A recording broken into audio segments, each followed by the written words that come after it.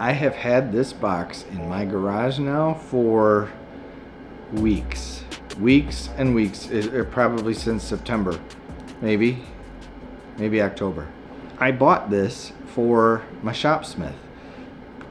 If you know, or if you can guess what is inside of this box right now, stop, pause the video, comment down below, and then play the rest through and see if you're right. I'd love to see how many people can guess what this is from the beginning. This box has been sitting in my garage now for months because I have had no voice to film said box. I've been dealing with just a horrible bronchial thing since Thanksgiving. So at a certain point, I lost my voice for about a week, a little bit more, and I just haven't been able to talk, and it's just been bad. I got this on eBay, and clearly the seller wanted to make sure that this did not come undone in shipping, because there's an entire roll of packing tape on this box, which I don't even know is a box. It just looks like cardboard that he wrapped around this thing, but it's definitely well packaged, sir. So thank you for that. Nothing got lost in transit. I don't even know if I'm cutting this open right. I think I'm just cutting cardboard.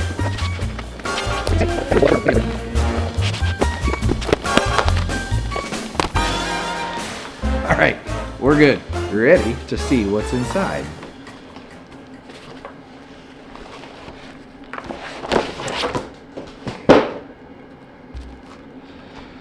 Not only did he wrap the thing in cardboard very well and used an entire roll of packing tape to secure it, but he also shrink wrapped it.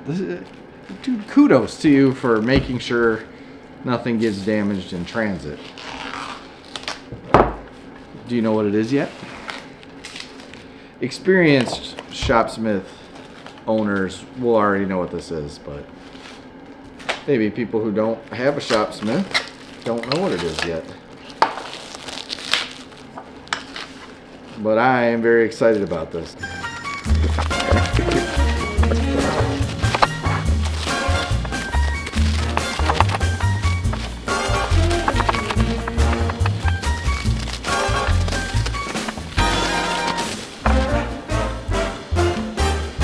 Whoa, this is a lot of stuff. I'm gonna be honest, I'm not 100% sure on how to set all this up. But what this is the right pieces and parts to turn my Shopsmith into a router table. So this arbor right here is kind of the base of it all. It attaches to the shaft on my Mark V, and you could do this or you set this up in drill press mode. So when you set it up vertically, right? Wow, this is a very fine thread. So when you set this up vertically, you put this on the shaft, and as it's pointing down, you can take all these various little cutters here, right? So I've got 1, 2, 3, 4, 5, 6, 7, 8, 9 different cutters of different styles and shapes and stuff. Like this one here is a round over, right? You can see that or not, I don't know. My lighting in here is not the best today. So this one is a round over, right? So you can put this on and you can cut radiuses from below if you want to. You can flip it around. I'm trying to do this to cut my hand. These are all very sharp. You can cut radiuses from the top, so you can do kind of curved roundovers, right? Other different kinds of like inset coves. So that cuts your coves. There's some for beading. Whoop. Making a mess. So there's a beading one. Here's a groove. Here's one for a groove. Do I have one? Or this would be the tongue, sorry. So this one's for a tongue. Oh yeah, right here. So here's your tongue and groove. So literally they connect together, they fit. So I can cut tongue and groove with my router plane now. Like, just so many cool things I could do with this. And all these cutters look brand new. Like some of these look like they've never been used before. So these are just in really good shape. This one's got a little bit of a ding on the blade there. We could sharpen that out and grind that out. So here's one for like a nice like inset cove on beading and stuff, you know, just little things. Or and then this got like a little spacer here you can add in if you want to, you know, move it further up or down your workpiece. So just different things, right? And then the whole thing screws together, goes kind of in drill press mode, spins, and then you work your piece along. This mounts to the table. The drill press table that I had before that I showed you in drill press mode, the table that has the round circle in it, this mounts to the top of it somehow. I need to figure out how. But it does look like it has a couple threaded rods in it. Maybe that's what these are for. They do thread in there. So perhaps that's what those are for, or maybe they go underneath, from underneath, and screw in. We'll have to figure that out. There is this screw here, or this knob here, that does screw in those as well. So maybe that goes in, or maybe goes in this slot here. Not sure. I'm gonna have to figure all this stuff out. It does have these as well. So just little pieces of wood that are in pretty good shape. There's the original green cast iron on the back. So this is definitely an older one. It does fit my model. Square nuts, so it'll kind of show, yep, it is old for sure. So this goes in here, as far as I can tell, nope, this way, I would assume. So these go in these holes on the end here. This one's got a little chunk taken out of it, but we can fix the wood if that becomes a problem. In the future, we can just replace the wood, you know, it's just 2 screws. So this is your work table, right? So this is how you're going to slide your workpiece across as your cutter is now inside here spinning, right? And that's what's going to expose how deep of a cut you want as you're pushing your workpiece across. So you'll set these and tighten them down with your traditional Allen nuts, just like any other one. Now we have these clamps here as well. These probably have something to do with mounting them to the table. I don't know. I'm going to have to learn how this is set up, or how to set this up, but I think I have, from what I could tell, all the parts. Now they also give you this table too, or he gave me this as well. So I think this is for if you have the saw table. And yeah, see, I don't. You know what? I do. Never mind. 1 second. So here's the table that it will set in for my work table, right? This piece here is for that. So I already have that piece, but I could screw in there if I wanted another one or something. The difference between mine and this one is just solid all the way through, where this one has a bit of a step inside there, if you see that. So I could put that in there and use it for this table.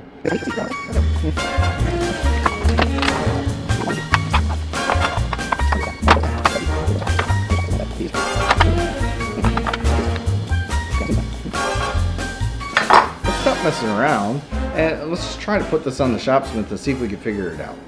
Alright, so I think I've got this thing kind of sorted here. The clamps are used to clamp this thing down to the edges of the table. And the way my table is set up, I've got like a piece over here, so I can't push this side all the way back for some reason. So I have to clamp it closer up. So to set the depth right now, I've just been kind of angling it a little bit. And then these wood pieces go on here, and that sets the depth. Now over here, this side is where I found some cool stuff. There's a little slot, and this knob sets in that. So if you wanted to like micro adjust the depth on this, you could. So this knob sets in that groove, and that kind of tightens that up, and it allows you to kind of micro adjust this wood piece that comes out. However, it comes out pretty far. So I'm assuming that notch there is not that important to be lined up with the hole. So that means then I should be able to loosen these up. These like C-clamps on the side. And then I should be able to move that back, like back here. Oh yeah, okay, so that lines up better. That lines up better. So here's my setup. I've got the Shopsmith in drill press form, obviously, and I've got everything down to the lowest point. Now I can raise and lower the table, that's fine, but I've just got it down to low right now. Right here, let me go off tripod. So right here are those C-clamps that mount this bracket to the table itself. So I've got one here and then one on the other side. So I've got one here and one on the other side. So this knob sets in this groove here, and that acts as like a micro adjuster to adjust the depth on this board here that pushes out so you can slide against it. I've got the quill extended down so that I feel like this is a safe depth. So you want it to line up wherever you want your cut to be on your board. You can adjust the quill up and down depending on that. And then this other side, you've got your outfeed board here to make sure it doesn't go too far.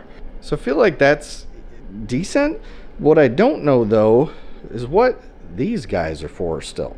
Still trying to figure that out. I haven't watched anything. I probably should watch a tutorial or something, but I've literally just been trying to figure it out on my own. So I feel like these could screw in there, but I'm not sure what value they provide other than maybe a handhold to adjust that back and forth maybe. But I feel like those are the only two screw holes left available. So I'm assuming they go there. Tell me if I'm wrong, but I think that's where they go. I'm not sure what function they have though. They're not in line with one another. One is in the middle and one is further back. So I'm not sure if that's correct or not. Maybe they're just like little hand levers to pull it back and forth, but that seems too machined to be a hand lever. So I need to figure out what that's for. But so to make this thing work, you need a high speed. Routers go really high speed. So it's basically the highest speed on this thing. So when I turn mine on, I did run a test piece. So right here, right? And obviously you can see it ain't straight. It's not a great, I'm not good at it yet. I've got to figure out how to properly work this and set it up. But essentially you turn it on, you turn it up to the highest speed. So mine sounds like a B-52 bomber getting ready to take off. So it's loud and it's crazy, but it works. I did run it through, it cut a groove. Obviously it's not straight by any means, but I think that's my fault from not using like proper push blocks and everything else. I was just kind of half-ass pushing it through. But this works. It's a router table. It's a shaper. Like this could do some really pretty cool stuff. So I'm pretty excited about this.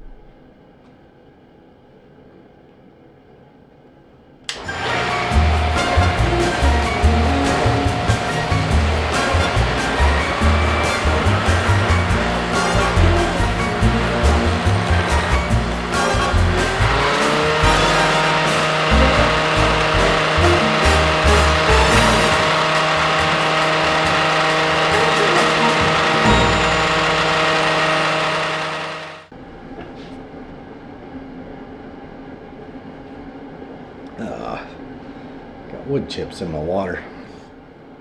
There's a learning curve, obviously. I don't think I had the speed up high enough. I haven't restored this thing yet, so I'm still nervous about certain things, and getting it up to full speed is one of them. I had it up fast, but I don't think fast enough. Routers take a lot of speed. Two, I chose probably one of the dullest bits, cutters out there. This thing is pretty dull. Probably could use a sharpening, but we made it work, right? We figured it out for the most part. I think the only thing I don't know is those little arm things, which I'm pretty sure are just little handles. I don't know. Someone correct me if I'm wrong. Maybe it's a height adjustment thing. I don't think so. I don't know what those are for. Maybe they're alignment pins. Maybe they go underneath and go in certain holes. Don't know. But I took a couple pieces of wood and routed a groove it, so it does work. All the pieces seem to be there. Everything seems to be functioning. It just needs some love, probably some sharpening in areas, and you know, a little bit of cleanup here and there, but it's working. So we now have a router table to add to the long list of things that our Shopsmith can do. One piece of bad news. As I was tightening up the carriage or adjusting the carriage, I noticed it felt funny. And I looked in the back when I went to tighten it up and saw a crack in one of the sides, the carriage that holds the table, right? And it was around the area where you tighten it. And I don't know if I did it or if it's been there the whole time and I just never noticed it. But as I went to tighten it up, and I wasn't really cranking on it hard, which makes me think it was there.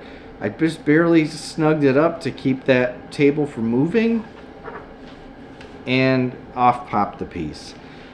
It's just cast aluminum, so it can't take like a hard, like super hard tightening, and so maybe it was my fault. Maybe I tightened it too hard, but now I need to figure out how I can find a table. I think that's called a carriage, but the carriage that slides on the tubes that holds the table and the workpiece.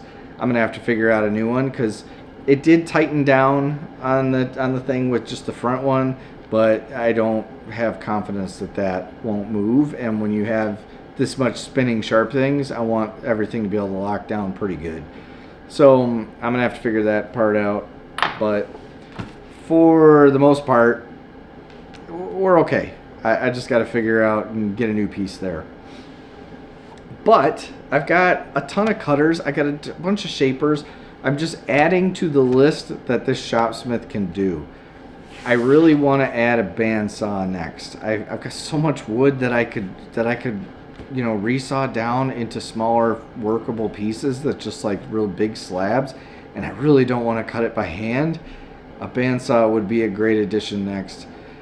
I looked at last night, honestly, on eBay and stuff, and I saw two that were on there. One was an aluminum table. I want a cast iron table, I think. So one was aluminum, but it was like $174 to ship it. So I'm like, no, not yet. I not ready to drop $300 right now. So maybe I cut by hand for now. But with all that being said, if you like this type of content, I know this one was kind of crazy and wild. It was all over the place, but I'm trying to catch up on videos, so I don't know that I'm rushing through these, but I'm trying to film them while I have the garage warm, because it's really cold today. So there's that. But anyway, if you like this type of content, you like Shopsmith content, or you want to see what I do with it, subscribe down below, click the bell so you don't miss the next episode that we do on our Shopsmith. I'm trying to incorporate it more and more and more into builds going forward too. It's convenient, I'll give it that. It's easy to just do that. We used it for Christmas gifts too. I didn't film those, but we did use that sanding disc to work on some Christmas gifts and stuff for people.